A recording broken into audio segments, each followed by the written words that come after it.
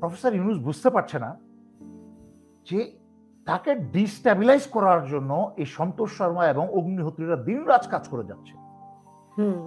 এই জেনারেল আকবর, lieutenant general আকবর শেখ হাসিনার ডান হাত, ভারতের একদম রয়ের পা চাটা পশু।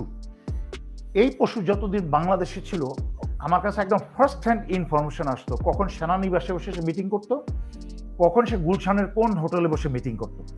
এই ক্যান্সারটা ছড়াতে ছড়াতে কিন্তু মোদির আন্তর্জাতিক ষড়যন্ত্রের ক্যান্সারের সাথে মিলে যাবে। মিলে গেলে কিন্তু মনে রাখতে হবে এই ক্যান্সার কিন্তু আর সারানো যাবে না। বাংলাদেশ কিন্তু এই ফিরে পাওয়া হাজার হাজার রক্তের মাধ্যমে ফিরে পাওয়া স্বাধীনতা কিন্তু আবার হারাবে।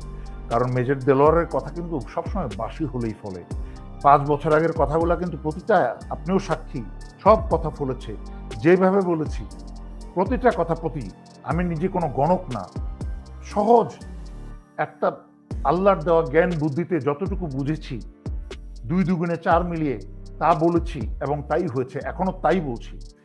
আর বারবার ওয়ার্নিং দিচ্ছি, আপনার অনুষ্ঠানের মাধ্যমে আমি প্রফেসর ইউনূসকে আবার সতর্ক করছি। আপনি সন্তোষ শর্মাকে আর রাজেশ অগ্নিহোত্রীকে যে পাকিস্তান লাথি মেরে বের করেছে, সে একইভাবে পাকিস্তানে ইন্ডিয়ান এম্বাসিতে একটা পদ দখল করে এখানে সমস্ত কুকর্ম করছিল পাকিস্তানের বিরুদ্ধে। সেখান থেকে পাকিস্তান 2016 সালে রাজেশ অগ্নিহোত্রীকে বের করে দেওয়ার পরে এই সমস্ত ষড়যন্ত্রকারী এবং মির্জাফরের দেশ হচ্ছে বাংলাদেশ।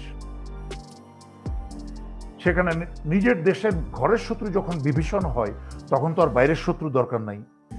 ঘরের শত্রু যখন আমাদের বাহিনী প্রধানরা হয়, আমাদের কি বলে জেনারেলরা হয়, পুলিশের প্রধানরা হয়, রাজনীতিবিদ, বুড়া বুড়া রাজনীতিবিদরা হয় দেশের শত্রু, তখন তো আর ভারতকে প্রয়োজন নাই দেশ ধ্বংস করার জন্য। তো এইরকম একই কাহিনীর জন্য কানাডা, যুক্তরাষ্ট্র, ভারতীয় এম্বাসির থেকে সমস্ত রয়ের কুকর্ম, কারণ রয়ের সদস্য মানেই হচ্ছে জঙ্গি, এরা হচ্ছে ভারতীয় প্রশিক্ষিত জঙ্গি, তাদের দেশ থেকে ওই জঙ্গিদেরকে বের করে দিয়েছে। সুতরাং কেন এখনো প্রফেসর ইউনূস উনি বুঝতে চাচ্ছে না, উনি না হয় বুঝলাম যে উনি গোয়ার, উনি সবার কথা শুনতে চান না, উনার যেই উপদেশটা আশেপাশে বসে আছে ওনার উপদেশটা কি অন্ধ বধির, কানে শোনে না? ওনারা কি চোখে দেখে না? এই যে বারবার চিৎকার করে বলছি, আমি জেনারেল হাফিজের কাছে পাঠিয়েছি প্রফেসর মোহাম্মদ ইউনূসের সামরিক উপদেষ্টা জেনারেল হাফিজ, উনাকে আমি বলেছি, ওনাকে পাঠিয়েছি, আপনারা কি করছেন? আপনারা রাজেশ কুমার অগ্নিহোত্রীকে বের করছেন না কেন? আমি বুঝলাম না। আমি এখন জনতার সামনে আমি এদের কি, আরে জেনারেল সাহেবদেরকে কাজ না হলে একটা মেজর সাহেবকে বসায় দেন, আমরা এগুলো করে দেখাই দিব। আমার শখ হন, আমার কোনো শখ নাই এইসব জায়গায় বসান, একদম ডান্না মেরে সোজা বাংলাদেশ সোজা করে ছেড়ে দিব। এই ফগ্নিহোত্রী সব লাঠি দিয়ে বাংলাদেশ থেকে বের করা হবে।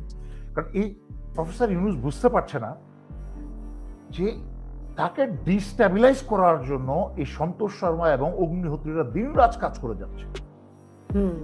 এই জেনারেল আকবর, লেফটেন্যান্ট জেনারেল আকবর শেখ হাসিনার ডান হাত, ভারতের একদম রয়ের পা চাটা পশু। এই পশু যতদিন বাংলাদেশে ছিল আমার কাছে একদম ফার্স্ট হ্যান্ড ইনফরমেশন আসতো কখন সেনানিবাসে বসে সে মিটিং করতো, কখন সে গুলশানের কোন হোটেলে বসে মিটিং করতো। আমি সরাসরি খবর পেয়ে যেতাম। আমি সেটা বলতে পারবো না কিভাবে খবর পেতাম। একইভাবে এই সন্তোষ শর্মা আর রাজেশ অগ্নিহোত্রী যখনই তারা একসাথে মিটিং এ বসে আমার কাছে আল্লাহর রহমতে খবর চলে আসে। সেটা আমি সোর্স ডিসক্লোজ করব না। মূল কথা হচ্ছে ওদের মিটিং বাংলাদেশে অবশ্যই বুঝতে পারছে না যে এই দেশকে এবং প্রফেসর ইউনূস সরকারকে ডিস্টেবিলাইজ করার জন্য আভ্যন্তরীণ মির্জাফরদেরকে ব্যবহার করে এরা যে এই যে মূল হেডগুলা, সাপের মাথাগুলা, পদ্মগোকরার মাথা রাজেশ অগ্নিহোত্রী, সন্তোষ শর্মা, এরা যে দেশের বিরুদ্ধে ষড়যন্ত্র করছে, এই নোবেল লরিয়েট, নোবেল পুরস্কার প্রাপ্ত উনি কি আমার এই সহজ কথাটা বুঝতে পারছেন না? I don't understand what's his problem. এই সরকারের এইসব উপদেষ্টাদের সমস্যাটা কোথায়? ভারতে মোদি মুসলমানদের হত্যা করার ওয়াকফ আইনের মাধ্যমে মুসলমানদের সম্পত্তি দখল করে নিচ্ছে, এইগুলা থেকে দৃষ্টি সরানোর জন্য কিন্তু কাশ্মীরে একটা জঙ্গি নাটক করলো। এগুলো হচ্ছে আন্তর্জাতিক ষড়যন্ত্র। আমি কিন্তু সাথে সাথে আমার টুইটারে ইংরেজিতে আমি পোস্ট করেছি। কিসের জন্য? এই জিনিসগুলো বাংলাদেশকে বুঝতে হবে। বাংলাদেশের ওই যে মোটা মাথার তথাকথিত যারা বক্তারা আছে, বিভিন্ন মাত্রায় এসে বড় বড় নাড়াচাড়া দিয়ে বসে, অনেক চিন্তাশীল ব্যক্তি হয়ে গেছে, তারা জ্ঞানের ভান্ডার নিয়ে বসছে, মানে এক মিনিট কথা বলার শোনার ধৈর্য হয় না, এরা বিশ্লেষণ করতে পারে না। আরে বাংলায় বক বক বক বক না করে আপনারা যখন কাশ্মীর নিয়ে কথা বলবেন, বাংলাদেশের ভিতরে কাশ্মীর নিয়ে 10 ঘন্টা আলোচনা করেও লাভ নাই। আপনাকে আন্তর্জাতিক মহলে ইংরেজিতে সেই আলোচনাগুলা তুলে ধরতে হবে, ভারতের ষড়যন্ত্রগুলা তুলে ধরতে হবে আন্তর্জাতিক মহলে। যে একটা কথা আছে না, ছোটবেলা থেকে শুনেছি যে গাইতে গাইতে গাইন, বুনতে বুনতে বাইন, মানে একটা জিনিস বলতে বলতে আবার একটা কথা আছে, পুরনো প্রবাদ বাক্য, যে 10 মিলে ভগবান ভূত। মানে যখন 10 জন মিলে একটা ভগবানকে ভূত ডাকতে থাকে একসময়, সবাই বোধহয় মনে করে আসলে বোধহয় এটা ভূত। একইভাবে ভারত যখন ক্রমাগত এইসব জঙ্গি নাটক করে যাবে, মিথ্যা অজুহাতে মুসলমানদের উপর অত্যাচার করে যাবে, হত্যা করে যাবে, আর আমরা বাংলাদেশে টক শো এর মাঝখানে চিন্তাবিদ, আরে বাপরা, ডক্টর উমুক উমুক সুমুক, একদম উল্টে ফেলছে জ্ঞানের মাত্রা। আরে বকওয়াস, বাংলাদেশে বসে বাংলায় বক্তৃতা মেরে লাভ আছে? আমি যখনই শুনেছি কাশ্মীরে এটা হয়েছে, সাথে সাথেই ব্যাখ্যা করে আমি টুইটারে মুহূর্তের মাঝখানে আমি পোস্ট করেছি আমার অ্যাকাউন্টে, কারণ আমার অ্যাকাউন্টে অনেক বিদেশি, অনেক আন্তর্জাতিক মহলের লোক আমাকে ফলো করে। কারণ যখন আমি ভারতে এই ব্যাপারে আমি একটা কথা বলবো, তাদেরকে একটু চিন্তা দিবে, তাদেরও একটা চিন্তার উদ্রেক হবে যে কি হচ্ছে আসলে ভারতে। তো আমরা বুঝি না কোনটা আন্তর্জাতিক ষড়যন্ত্র, কোথায়। আজকে যে ঘটনাটা ঘটলো, যে গুজরাটে বাংলাদেশিতে অবৈধ কাগজপত্রের দায়ে যে 1000-এরও বেশি বাংলাদেশিকে গ্রেফতার করেছে এখানে। এখন হয় কি, শয়তানের, আল্লাহ কোরআনে বলেছেন শয়তানের পরিকল্পনা সবসময় দুর্বল। ভারত না সবসময় লেজে গুবরে করে ফেলে এইসব। যখন একটা ঘটে, যখনই তার নিজের দেশি মানুষ বুঝে ফেলে যে একটা ফলস ফ্ল্যাগ, এটা একটা মিথ্যা, ভারতের মোদী সরকারের করা একটা জঙ্গি নাটক, তখন করে কি যে বাংলাদেশি গ্রেপ্তার, এইদিক সেদিক হাতে ডানায় বামে কি বলে এটাকে করার চেষ্টা করে, দৃষ্টি নজর ঘোরানোর চেষ্টা করে, মানে এগুলো তার লাভ হয় না, এগুলো তার লাভ হয় না। যত বেশি এগুলো করবে তত বেশি চোরাবালিতে এরা ডুববে। যেখানে পাকিস্তান আন্তর্জাতিক বিচার মানে চাইলো, তদন্ত চাইলো, কিন্তু সেখানে ভারত তো সেভাবে এই ব্যাপারে কিছু বললো না। আছে চলছে Pakistan, do not undermine Pakistan. আমি যেটা বলছি যে আমি অনেকেই দেখেছি, হয় কি বাংলাদেশে তো আজকাল তথাকথিত ইউটিউবাররা তাদের ফলোয়ার বাড়ানোর জন্য এবং একটা নিউজ পেলেই হলো এসে বানিয়ে দিল। আবার কেউ কেউ কোনো ইডিয়েট দেখছে আবার পাকিস্তান ভারতের মাঝখানে যুদ্ধের জন্য একদম রেডি, আমার মতামত চাইছে, স্যার পাকিস্তানের যুদ্ধ হলো আপনি কি মনে করেন? মানে এক একজনের চেয়ে এক একজন মাতব্বর বিশ্লেষক জ্ঞানী। পাকিস্তানি ভারতের মাঝখানে যুদ্ধ হবে না। নিউক্লিয়ার, আণবিক, পারমাণবিক বোমা থাকার সুবিধা হচ্ছে যখন দুজনেরই পারমাণবিক বোমা থাকে, তখন কেউই এত সহজে যুদ্ধ যায় না। এইগুলো হচ্ছে আরেকটা মার দিকে এইগুলা করবে আর কি, আরেকবার মারলে আমি করবো, এই করবো। পাকিস্তান ভারত কখনো খুব বেশি হলে তাদের বর্ডার স্ক্রিমিশেস হবে, তাদের সীমান্তে যেটা সারা জীবন হয়েছে স্বাধীনতার পর থেকে, হাডুডুডু খেলা হবে সীমান্তে, আবার নিজেরা হাডুডুডু করে চলে যাবে বাট তাদের কাশ্মীর ইস্যু, এগুলা মূল ইস্যুগুলো তাদের থেকেই যাবে, এই চলতে থাকবে। আর ভারতের সেই সাহস নাই, নিশ্চয়ই আপনার চোখে পড়েছে, এর আগেও ভারত করেছে, তাদের রিহার্সাল করতে গিয়ে, যুদ্ধের রিহার্সাল করতে গিয়ে, কারণ ওদের ভারতের সেনাবাহিনী মানে তো হচ্ছে এই যে অক্ষয় কুমার, ওদের সেনাবাহিনী কিন্তু অক্ষয় কুমার সব সিনেমার মধ্যে হিরো আর কি, বাস্তবে কিন্তু এগুলো হিরো নাই।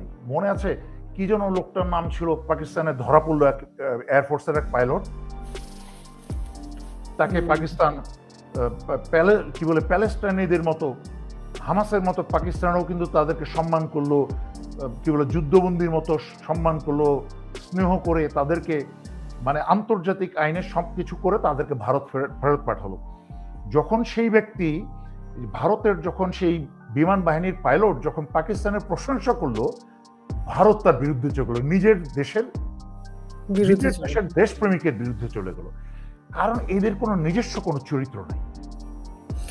আচ্ছা, আমরা যে আলোচনায় ছিলাম সেই আলোচনা থেকে লাস্টে এটুকু বলি যে কেন কাশ্মীরে গেলাম। আমাদেরকে বুঝতে হবে যে আন্তর্জাতিক ষড়যন্ত্র কোনটা আর একটা আভ্যন্তরীণ ষড়যন্ত্র কোনটা, আর কোন আন্তর্জাতিক ষড়যন্ত্রের সাথে আভ্যন্তরীণ ষড়যন্ত্রের সম্পর্ক আছে। যেমন সন্তোষ শর্মা হচ্ছে আভ্যন্তরীণ সম্পর্ক, কিন্তু তার সাথে আবার আন্তর্জাতিক ষড়যন্ত্রের সম্পর্ক আছে। সন্তোষ শর্মা হচ্ছে ডক্টর ইউনূস সরকার এবং বাংলাদেশের ভিতরে একটা ক্যান্সার। প্রফেসর ইউনূস যদি এই ক্যান্সারকে কেটে না ফেলে, রাজেশ অগ্নিহোত্রীকে এবং সন্তোষ শর্মাকে যদি কেটে না ফেলে, তাহলে কিন্তু এই ক্যান্সার ছড়াবে। আপনার কি মনে হয় যে যে জামাত নির্বাচনকে মানে নির্বাচন ক্ষমতা আসার স্বপ্ন দেখছে, সেই স্বপ্নে বিভোর হয়ে অনেক কিছুই ভুল কাজ করছে? যেমন তারা বলেছে যে যারা সংখ্যালঘু তারা তাদের ব্যানারে আসতে পারবে, তো সেটার মানে সেই সিদ্ধান্ত, তারপরে এক একবার এক এক কথা বলছে নির্বাচন নিয়ে, কখনো সংস্কার, কখনো নির্বাচন, কখনো সরকারকে সাহায্য করছে, কখনো আবার বিএনপির সাথে দেখা করছে। তো সব মিলিয়ে ওরা লেজে গোবরে করে ফেলছে এই ক্ষমতা যাওয়ার স্বপ্নে। এরকম কি মনে হয় কিনা আপনার? জামাত, আমি যেটা একটু আগে বলেছি, বিএনপির উপরের লেভেলের নেতারা ভারতের কাছে বিক্রি হয়ে গেছে। তারপরেও কিন্তু বিএনপির পজিটিভ সাইড হচ্ছে বিএনপির ভিতরে এখনো অনেক নেতা নেত্রী আছে। আমি মধ্যবয়সী এবং ইয়াং বয়সী বিএনপির অনেক নেতা নেত্রীকে চিনি, যারা জাতীয় স্বার্থে অনেক স্যাক্রিফাইস করেছে, তাদের দেশপ্রেম আছে। আমি যেমন ব্যক্তিগতভাবে আমি চিনি, নিরু ভাইকে চিনি, বিএনপির এক সময় তুখ্যান নেতা ছিল, আমার ফেসবুকেও আছে উনি। এরকম আমি অনেক বিএনপির নেতাকে আমি চিনি, যাদের এখনো সেই যোগ্যতা এবং কেপেবিলিটি আছে দেশকে নেতৃত্ব দেওয়ার। এই মির্জাফর ফখরুলদেরকে সরিয়ে, ওই আমির খসরুর মধ্যে ভারতের দালালদেরকে সরিয়ে, এরকম আরো যারা আছে, সালাউদ্দিনের মাথা খারাপ সালাউদ্দিন, এদেরকে সরিয়ে এই নিরু ভাইদের হাতে যদি তুলে দেওয়া হয় এখনো বিএনপিকে, বিএনপি শক্তিশালী একটা দল হয়ে গঠিত হবে আবার, আমার বিশ্বাস ইনশাআল্লাহ। কিন্তু জামাতের কিন্তু জিরো এক্সপিরিয়েন্স। এই বর্তমান ফাঁসি হওয়া নেতাদের, নেতাহীন পিতৃহীন বর্তমান জামাতের কিন্তু রাষ্ট্র পরিচালনা তো দূরের কথা, একটা রাষ্ট্রের কোনো একটা অংশ পরিচালনা করার কোনো অভিজ্ঞতা নেই। এবং বর্তমান তাদের যে চরিত্র দেখছি, সকালে এক কথা বিকালে এক কথা, এবং তারা কনফিউজ, তাদেরকে যে যা বলছে সাইডলাইন থেকে তাই শুনছে, এবং যাদের উপদেশগুলো নিচ্ছে তাদেরকে জাজ করার মতো তাদের সেই কি বলে এটাকে জ্ঞান বা অভিজ্ঞতা নেই যে কার কথা শোনা উচিত, কি বলা উচিত আর কি না বলা উচিত। তো আমার মতো একটা ব্যক্তি, আমার কাছে অনেক মানুষ অনেক কিছু পাঠান, আমার মতো একটা ব্যক্তিও কিন্তু সবার লেখা পড়ি, কিন্তু হয়তোবা সবার লেখা পড়ে আমি কারটা বলা উচিত, কতটুকু বলা উচিত সেটা আমি চিন্তা করে বলি। একটা জামাতের নেতারা মতো এত বড় একটা দল, জনগণ হতাশ হয়ে যাচ্ছে, জনগণ কিন্তু প্রস্তুত ছিল জামাতকে ভোট দেওয়ার জন্য। সেই ভোটের লোভেই কি তারা আসলে তালগোল পাকিয়ে ফেলছে কিনা, যে সমস্যাটা হচ্ছে ধরতে যাচ্ছে হয়তো তারা। আমি একটু আগে ব্যাখ্যা করেছি যে in a way this is good, because BNP চাঁদাবাজি দেওয়ার দুষ্কৃতিকারীতে বিএনপির এত বদনাম হয়েছে যে জামাত কিন্তু একটা বিশাল ভোট পেতে যাচ্ছিল। জামাত কিন্তু যখন মানুষের জ্ঞান কম থাকে, একটা কথা আছে, তখন মুখ মানে কম খোলাই ভালো। জামাত হঠাৎ করে একটু বেশি মুখ খুলতে শুরু করেছে, বেশি অ্যাক্টিভ, দরকার ছিল না তো। আমি যেমন তারেক রহমানকে উপদেশ দিয়েছিলাম যে আপনি তো জিয়া রহমানের ছেলে, আপনার তো দরকার ছিল না গিয়াসউদ্দিন মামুনের মতো এবং চোর বদমার সাথে চলা। এই যে অপু, সন্তোষ শর্মার পত্রিকার মালিক, কালবেলার মালিক অপু, এদের মতো লোয়ার ক্লাসের লোকজনের সাথে চলার তো দরকার ছিল না, রাস্তাঘাটের লোকজনের সাথে। আপনি জিয়া রহমানের সৈনিক, আপনি সোনার চামিচ মুখে নিয়ে যদি বসে থাকতেন, তারপরও চোখ বন্ধ করে আপনি একসময় প্রধানমন্ত্রী হয়ে যেতেন। সেম জামাত যদি একটু পরিপক্ক হতো, আসলে জামাতের ওনারা নাই, যাদেরকে আমি দেখেছি জীবিত অবস্থায়, যাদের কথা শুনেছি, তারা নাই, এখন বিশ্লেষণের ক্ষমতা নাই তারা। জামাতের উচিত ছিল গ্রাউন্ড লেভেলে বাংলাদেশে কাজ করে যাওয়া, বাংলাদেশের মানুষের মন জয় করা। কোনো হিন্দু নেতাদেরকে মাইনরিটি বলছেন, ডাক নিয়ে আবার ওই হিন্দু নেতাদেরকে খুশি করার চেষ্টা করছেন। হিন্দু নেতাদের মাধ্যমে যারা কি বলে উন্মুক্ত বাংলাদেশের শত্রু, তাদের মাধ্যমে আপনি ভারতকে খুশি করার চেষ্টা করছেন, আপনারা মোদীকে খুশি করার চেষ্টা করছেন। তার মানে আপনাকে বিশ্বাস করা যায় না। আই এম সরি, দুঃখিত। বাংলাদেশের মানুষ, আমি বর্তমানের এই জামাতের নেতৃত্বের কাছে, জামাতকে ভোট দিলে আমি মনে করব, কারণ সরকার তো চালাবে, জামাতের কর্মীরা তো সরকার চালাবে না, নেতারাই চালাবে, নেতারা চালাবে। আর নেতারা যদি এত শফিকুর রহমানের দেখেন কয়েকদিনের মধ্যেই তো ওনার 8 মাসেই তো আমরা 800 বার, মানে তার মতামত অনেকবারই চেঞ্জ হয়েছে, প্রায় 800 বারই চেঞ্জ হয়েছে। 100%। নেতারা যদি এত অপরিপক্ক হয় একটা বক্তব্য দিতে, ছোট্ট একটা সেমিনার করতে, তাহলে দেশ চালাতে গিয়ে কি ভয়ঙ্কর ভুল করবে আর কি ভয়ঙ্কর হবে দেশের অবস্থা, এটা বোঝা উচিত। আমাকে অনেকেই মনে করে এই যে মেজর সাহেব জামাত হয়ে গেছে, এটা তো জাতির সমস্যা। মানে আমি যদি বলি আমি কমলা পছন্দ করি না, তাহলে ধরেই নিবে তারা আমি আপেল পছন্দ করি বা আম পছন্দ করি। মানে ট্যাগিং দেওয়া আর কি, হয় বিএনপি না হয় জামাত না হয় আওয়ামী লীগ। আপনাকে একটা কথা বলি, এটা শুনতে হবে, জনগণকে বুঝতে হবে। আমাকে গালি দেন, আমার কোনো সমস্যা নাই। আমাকে দেওয়ার মালিক, আমার নেওয়ার মালিক, সবকিছুর মালিক আল্লাহ। কিন্তু আপনাদেরকে বুঝতে হবে যে আমি যেই দেশের বিরুদ্ধে এবং জনগণের বিরুদ্ধে কাজ করে, আমি তার বিরুদ্ধে কথা বলি। আমি সত্যি কথা বলার চেষ্টা করি আল্লাহর রহমতে। আমি কারো তেল মারি না, আমার কারো কাছে কিছু পাওয়ার কিছু নেই। সুতরাং আমি যখন বিএনপির সমালোচনা করি, এই লোক তো জামাতের। আমি যখন জামাতের সমালোচনা করি, আমাকে এখন লাইন ধরে জামাতের ছেলে পেলে গালিগালাজ করবে, এই তো বিএনপি। তো এইগুলো, এই জাতির সমস্যা অনেক আছে। তার মাঝখানে সবচেয়ে বড় সমস্যা হচ্ছে এই হুজুগে জাতি, এই অন্য জাতির কারণেই কিন্তু শুধু রাজনৈতিক দলদেরকে দোষ দিয়ে লাভ নেই। এই জাতির অন্ধত্বের কারণেও কিন্তু আজকে 54 বছর এই জাতির এই ভয়ঙ্কর অবস্থা পরিণত।